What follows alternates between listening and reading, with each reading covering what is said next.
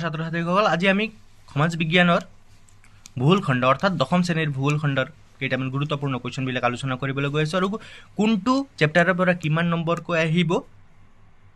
সেইধৰণে আমি common question answer তোমালোকক দিবলৈ চেষ্টা কৰিম। আহা ভিডিঅ'টো আৰম্ভ কৰোঁ। প্ৰথম পাঠটোৰ নাম হৈছে অৰ্থনৈতিক ভূগোল বিষয়বস্তু আৰু সম্পদ। ইয়াৰ পৰা কেইটামান গুৰুত্বপূৰ্ণ কুৱেশ্যন আহিব, তাৰে ভিতৰত 3টা MCQৰ লগতে 4 মাৰ্কৰ এটা কুৱেশ্যন ইয়াত দিয়া হৈছে অৰ্থনৈতিক ভূগোল আৰু বিষয়বস্তু। আহা কোনটো কুৱেশ্যন তোমালোকৰ কাৰণে ইম্পৰ্টেণ্ট হয় বা কোনটো তোমালোকে পঢ়ি যাব লাগে সেইটো আলোচনা কৰোঁ। যিবিলাক কি পইণ্টকেইটা মই আণ্ডাৰলাইন কৰি যাম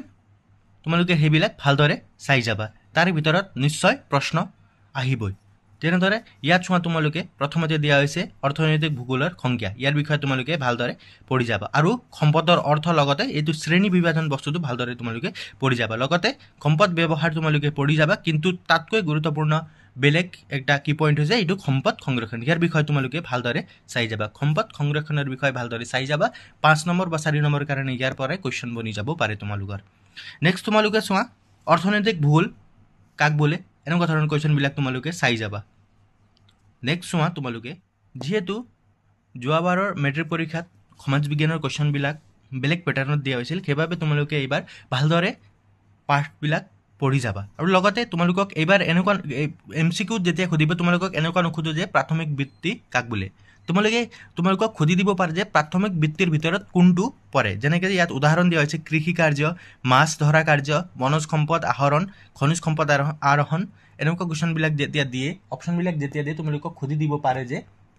কৃষি কাৰ্য কোনটো বৃত্তিৰ ভিতৰত পৰে। যেনেকৈ প্ৰাথমিক বৃত্তি, দ্বিতীয়ক বৃত্তি, তেনেকুৱা ধৰণৰ তোমালোকক অপশ্যনকেইটা দি দিয়ে আৰু তোমালোকে তাৰ ভিতৰত শুদ্ধ উত্তৰটো তোমালোকে বাছি ল'ব লাগে। সেইকাৰণে এইবিলাক কুৱেশ্যনো তোমালোকে ভালদৰে চাই যাবা আৰু পাঠবিলাক তোমালোকে ভালদৰে পঢ়ি যাবা। ইয়াৰ ভিতৰত তোমালোকে প্ৰাথমিক বৃত্তিটো অলপ ভালদৰে পঢ়ি যাবা। নেক্সট তোমালোকে মানৱ সম্পদৰ বিষয়ে অলপ পঢ়ি যাবা, কিয়নো ইয়াত দিয়া গৈছে মানৱ সম্পদৰ বিষয়ে ভালদৰে দিয়া আছে, তোমালোকে এইবিলাকো ভালদৰে পঢ়ি যাবা। আৰু ইয়াত দিয়া গৈছে জীৱীয় আৰু অজীৱীয় সম্পদ, নৱীকৰণ আৰু অনৱীকৰণ সম্পদ, ব্যক্তিগত জাতীয় আৰু আন্তৰ্জাতিক সম্পদ, এইবিলাক যিবিলাক দিয়া গৈছে এইবিলাক তোমালোকে ভালদৰে পঢ়ি যাবা। ইয়াৰ পৰা তোমালোকক উদাহৰণস্বৰূপে দি দিব পাৰে যে তোমালোকক উদ্ভিদ, প্ৰাণী, মাছ, শস্য এইবিলাক কি সম্পদ, তেনেকুৱা ধৰণৰ MCQ টাইপৰ কুৱেশ্যনবিলাক তোমালোকক দি দিব পাৰে, সেইবিলাকে তোমালোকে এইবিলাক ভালদৰে পঢ়ি যাব লাগে। অনুশীলনীৰ পৰা তোমালোকে 7 নম্বৰ সম্পদ পৰিৱৰ্তনশীল ব্যাখ্যা কৰা, তোমালোকে এইটো ভালদৰে চাই যাবা আৰু লগতে কেতিয়াবা ওপৰেৰে কুৱেশ্যনবিলাক দি দিয়ে, যেনে অৰ্থনৈতিক ভূগোলৰ পৰিসৰ চমুকৈ লিখা। 3 বা 4 নম্বৰৰ কাৰণে এইবিলাক কুৱেশ্যন ছাফিচিয়েণ্ট হয়, সেইবাবে তোমালোকক দি দিব পাৰে, তোমালোকে ভালদৰে চাই যাবা। যদি কুৱেশ্যন বহুত বেলেগ ধৰণে পেটাৰ্ণ কৰি দিব পাৰে তেতিয়া তোমালোকক এইবিলাক কুৱেশ্যনে দিব পাৰে, যেনে সম্পদ আৰু বিজ্ঞান প্ৰযুক্তিৰ মাজত থকা সম্পৰ্ক চমুকৈ আলোচনা কৰে, এনেকুৱা ধৰণৰ কুৱেশ্যনবিলাকো তোমালোকক দি দিব পাৰে। সেইবাবে তোমালোকে 10 নম্বৰৰ কুৱেশ্যনবিলাক ভালদৰে চাই যাবা। লগতে তোমালোকে ইয়াৰ পৰা চমুটোকা লিখা এইবিলাকো তোমালোকে ভালদৰে চাই যাবা, যেনেকৈ ব্যক্তিগত সম্পদ, নৱীকৰণযোগ্য সম্পদ আৰু লগতে সম্পদ সংৰক্ষণ তোমালোকে ভালদৰে চাই যাবা। 5 নম্বৰৰ কাৰণে বা 4 নম্বৰৰ কাৰণে এইবিলাক কুৱেশ্যনো তোমালোকক দি দিব পাৰে, সম্পদ সংৰক্ষণৰ পদ্ধতিসমূহ চমুকৈ লিখা, এনেকুৱা ধৰণৰ কুৱেশ্যনবিলাকো তোমালোকে ভালদৰে চাই যাবা। আৰু তোমালোকে পাৰ্থক্য লিখা এইবিলাকো তোমালোকে ভালদৰে 1-2টামান চাই যাবা, যেনেকৈ এইবিলাকতো তোমালোকে জানাই নৱীকৰণ অনৱীকৰণযোগ্য, ইয়াত তোমালোকে ভালদৰে লিখিব পাৰা, কিন্তু এইবিলাক তোমালোকে অলপ ভালদৰে চাই যাবা, যেনে সম্পদৰ পুনৰাৱৰ্তন আৰু অভিযোজন আৰু লগতে অৰ্থনৈতিক ভূগোল আৰু সম্পদ ভূগোল, এইবিলাক তোমালোকে ভালদৰে চাই যাবা। আৰু ইয়াত MCQ কেইটামান দিয়া হৈছে, এইবিলাক তোমালোকে পাঠৰবিলাক যিবিলাক MCQ সমূহ দিয়া গৈছে এইবিলাক তোমালোকে ভালদৰে চাই যাবা। আৰু যিবিলাকত তোমালোকে আন্তঃৰাষ্ট্ৰীয় সংস্থানৰ অন্তৰ্গত এনেকুৱা ধৰণৰ কুৱেশ্যনবিলাক বা সম্পূৰ্ণ নাম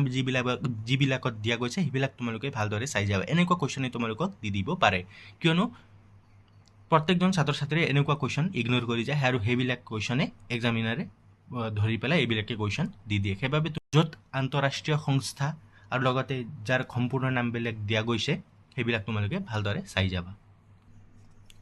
দ্বিতীয় লেচনটো হৈছে পৰিৱেশ আৰু পৰিৱেশৰ সমস্যা। টোটেল 6 মাৰ্ক আহিব, 4 মাৰ্কৰ একটা কুৱেশ্যন দিব আৰু 2টা MCQ ইয়াত দিয়া যাব পাৰে। আহা কেইটামান গুৰুত্বপূৰ্ণ কুৱেশ্যনবিলাক ইয়াৰ পৰা চাই লওঁ।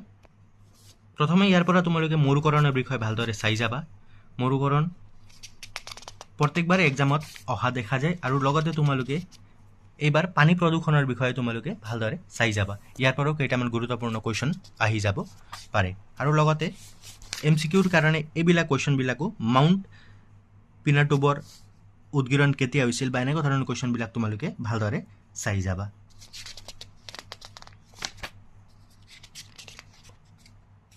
পৰিৱেশ সমস্যাৰ বিষয়ে তোমালোকে ভালদৰে চাই যাবা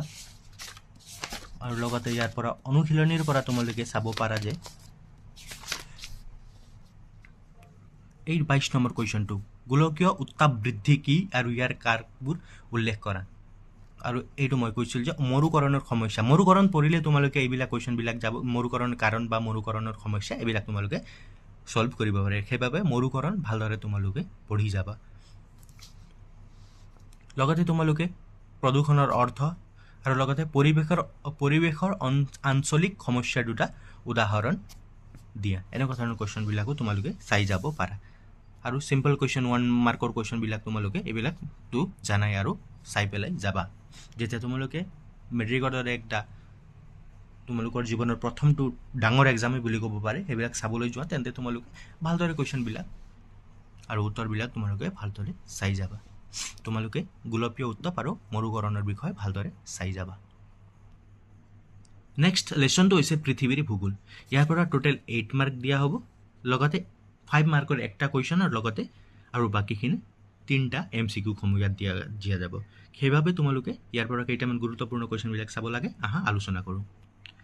যেহেতু যোৱাবাৰৰ প্যাটাৰ্ন অনুসৰি তোমালোকে এইবিলাক কুৱেশ্যন ভালদৰে চাই যাব পাৰা যেনে মহাসাগৰ আৰু মহাদেশৰ বিতৰণ সম্পৰ্কে চমুকৈ আলোচনা কৰা আৰু লগতে এছিয়া মহাদেশৰ প্ৰাকৃতিক বৈশিষ্ট্যসমূহ আলোচনা কৰি যাব পাৰা এইবিলাক কুৱেশ্যন ইম্পৰ্টেণ্ট হয় আৰু 2-3 বছৰৰ মূৰে মূৰে এইবিলাক কুৱেশ্যন তোমালোকৰ মেট্ৰিক এক্সামত দেখা যায় আৰু ইয়াত যিবিলাক মহাসাগৰ দিয়া আছে যেনে প্ৰশান্ত আটলান্টিক ভাৰত মহাসাগৰ উত্তৰ মহাসাগৰ দক্ষিণ মহাসাগৰ এইবিলাক তোমালোকে ভালদৰে পঢ়ি যাবা ইয়াৰ পৰা ভিতৰৰ পৰা কুৱেশ্যন এনসাৰ বনি যাব পাৰে কেতিয়াবা কোনটো মহাসাগৰ ক'ৰ পৰা ক'লৈকে বিয়পি আছে বা তেনেকুৱা ধৰণৰ কুৱেশ্যনবিলাক তোমালোকক দি দিব পাৰে সেইবাবে তোমালোকে ভিতৰৰ পৰা কুৱেশ্যনবিলাক ভালদৰে চাই যাবা